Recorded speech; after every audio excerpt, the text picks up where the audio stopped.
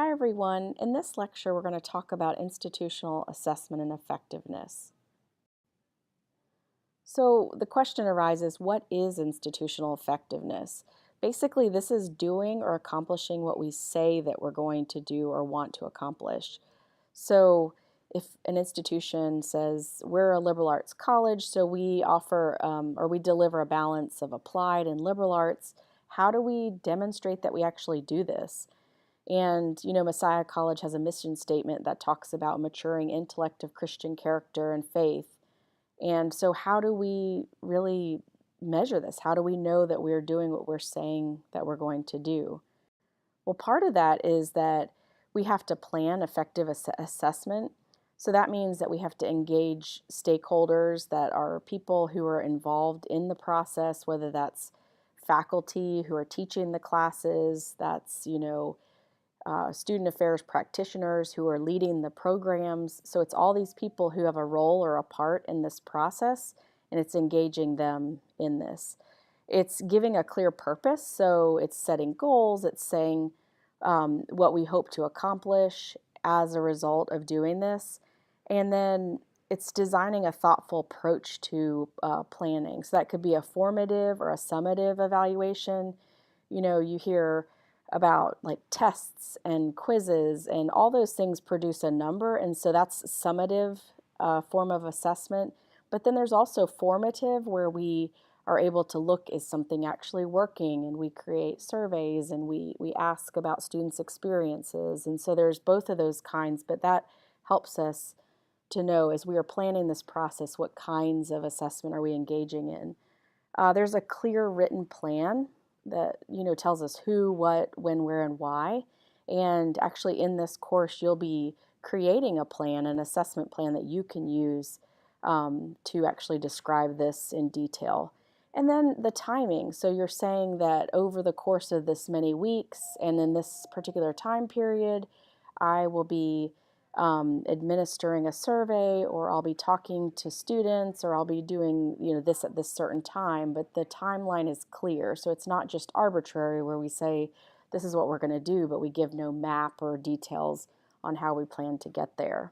So all of those pieces really fall into planning an effective assessment that can be used to measure students' learning.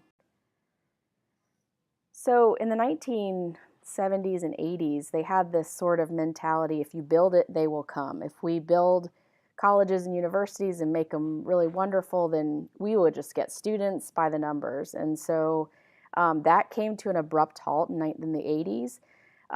You had this shift of faculty allegiance from the institution to more specific disciplines. And so, that really had an impact. And then also, Ernest Boyer wrote this article on reinventing undergraduate education, saying we really, if we're going to have these places where students are learning and effective practices are being sort of happening, then we need to really rethink undergraduate education. But one of the biggest impacts that we saw was this National Commission on the Cost of Higher Education. So you've heard of Spellings, the Spellings report.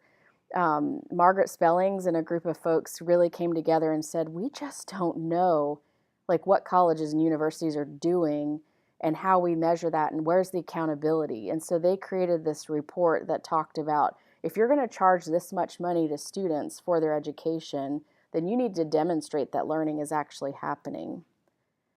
So there were several recommendations from the report. One of them said that costs of education need to be controlled, and there has to be like something that's manageable for students.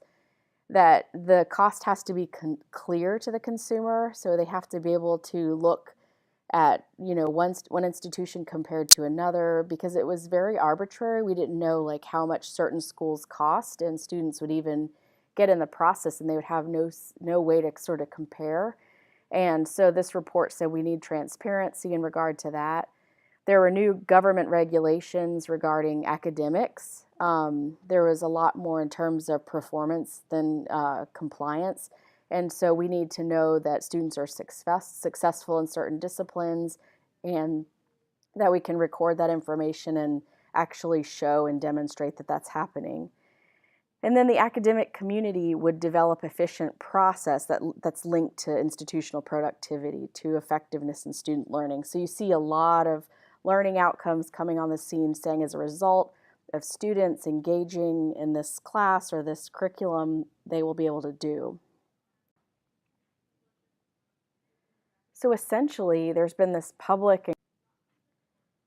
So why is all this accountability so important?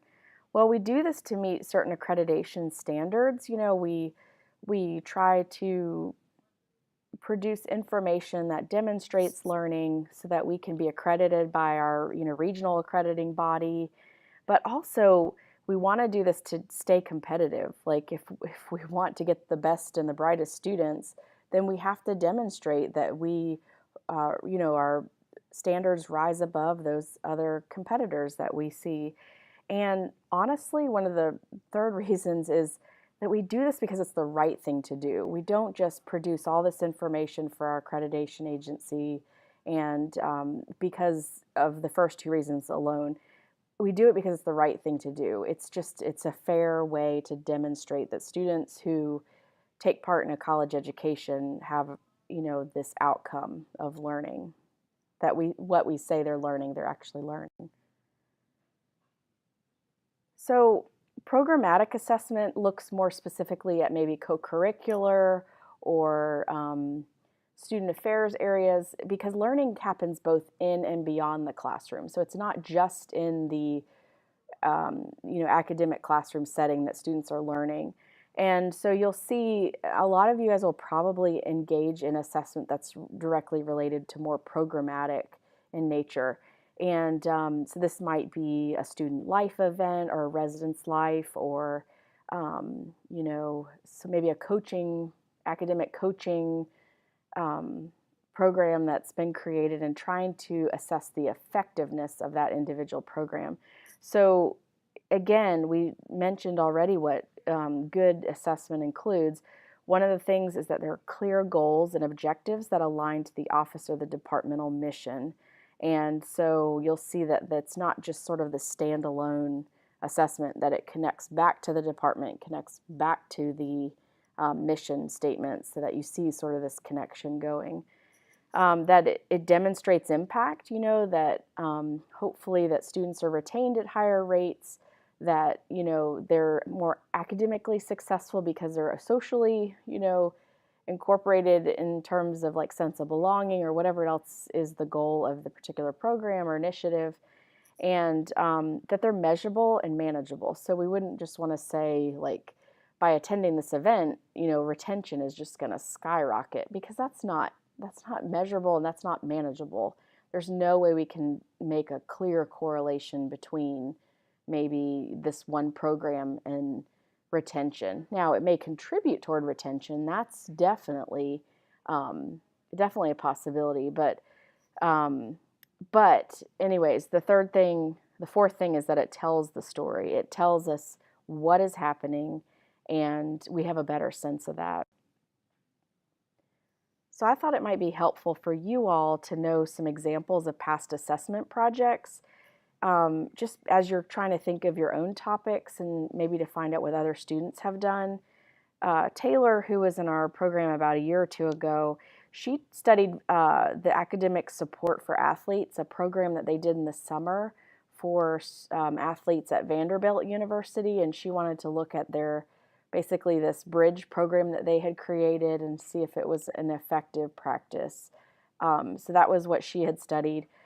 Tara looked at they had known that there were like higher levels of anxiety among students, and she really wanted to look at a program that they had started through our counseling and health services center on Messiah College campus. And so she looked at their new anxiety program, which is a group sort of program that students came in once a week and talked about some of their how they were dealing with anxiety and the rise of that. So Cheryl studied a bridge program that they had created for conditional students and how effective that was in terms of their academic success and retention at the college. And Charlito, he looked at multicultural programs at Shippensburg University. They had noticed a lot of the students that they were reaching were actually not students of color. And so he wanted to look at maybe some of their practices and how effective it was in terms of attracting students of color into their programs. And so that was a project that he had done. So hopefully these are just some ideas as you're thinking of your own that will kind of spur your thinking and help you to think of what you might study for this project.